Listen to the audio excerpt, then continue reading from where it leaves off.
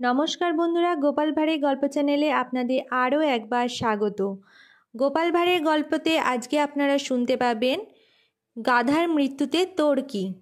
তাহলে চলুন শুরু করি আজকের গল্প। একবার গোপাল পরপর 3 দিন স্কুল কামাই করল। চতুর্থ দিন সে গুটি গুটি পাঠশালায় উপস্থিত হলে পণ্ডিত মশাই কাছে ডাকলেন। গোপাল কিন্তু নির্বিকার চিত্তে পণ্ডিত মশাইয়ের সামনে গিয়ে দাঁড়ালো।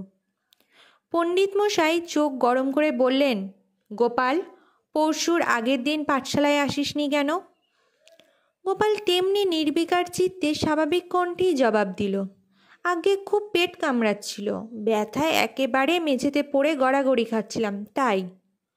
তার মুখের কথা শেষ হবার আগেই পণ্ডিত মশাই এবার বললেন, সে না হয় পরশুর আগের দিন, পরশু কি হয়েছিল যার জন্য পরশুও তুই পাঠশালায় উপস্থিত ছিলি না?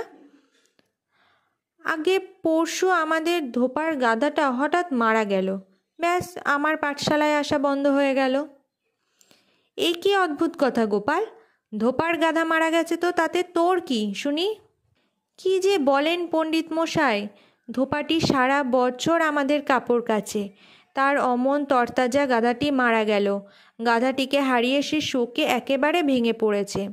তাকে একটু আধটু সান্ত্বনা দেবার চেষ্টা করতে গিয়ে পাঠশালায় আসা হয়ে ওঠেনি। কিন্তু কাল পাঠশালা কামাই দিয়েছিলি কেন বল? কাল কামাই দিইনি তো পণ্ডিত মশাই। সে কি রে, কাল তুই পাঠশালা কামাই দিসনি? কাল কি করে কামাই দিলাম? কাল বিকেলে আপনার সঙ্গে চণ্ডী মণ্ডপে দেখা হয়নি বলুন?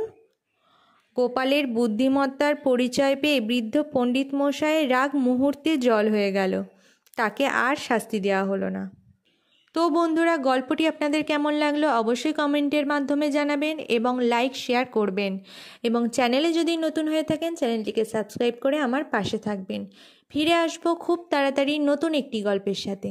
ধন্যবাদ।